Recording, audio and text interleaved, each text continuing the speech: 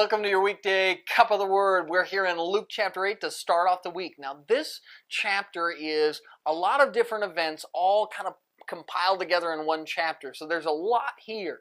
You're going to start out by seeing that Jesus goes out preaching and his apostles are now preaching with him. And they're all being supported by this group of women who are using their financial means to support this great and awesome world-changing ministry of Jesus, working behind the scenes to make sure that it happens. And you're going to see the parable of the sower. You're going to see the parable of the lamp. You're going to see Jesus on the Sea of Galilee, and he's going to be in this storm, and the disciples are going to get scared, and he just turn to the weather system and say, "Stop it," and it will. You're going to see Jesus going to the other side of the Sea of Galilee, which is a Gentile territory, which is why we're going to see a herd of pigs. You don't see that in Jewish territory. And he's going to cast out a legion of demons from a man who's been just tormented by these demons that have been possessing him. When he does it, the whole Gentile town's going to come out, and instead of embracing Jesus, they're so fearful of his power, they're going to beg and plead with him to leave.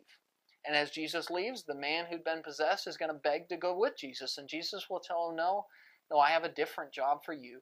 I want you to go home, and I want you to tell everybody what happened to you. The first Gentile evangelist for Jesus. And then Jesus is going to come back, and we're going to see two more miracles. There's going to be a woman who is had a hemorrhage, and she's going to just touch the hem of Jesus' garment. She's going to say, if all I can do is just touch his clothes, then I'll be healed. And she's right. And Jesus is going to stop everything. And she's going to come forward trembling. And instead of rebuking her or being upset with her or anything like that, Jesus is going to say, your faith has healed you. Go on your way and be well. Another example of that mercy and compassion in Jesus' healing. And then we're going to see Jesus once again raise somebody from the dead. This will be the second resurrection. He raised the widow's son, and now he's going to raise Jairus' daughter from the dead. And the interesting detail is everybody's going to laugh at him when he says, no, it'll be fine, because they said, no, she's dead. And then he's going to heal her, and he's going to tell the parents, tell no one what happened. Jesus' fame was spreading so quickly that he just didn't need the extra notoriety. Things would get out of hand. And so unlike the man over on the other side of the Sea of Galilee where he says, go and tell anybody you want, he's going to tell them, no, don't tell people. Word will spread enough as it is without you spreading things on my behalf.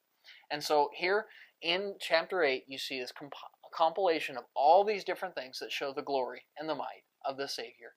That's your Daily Cup, and we'll see you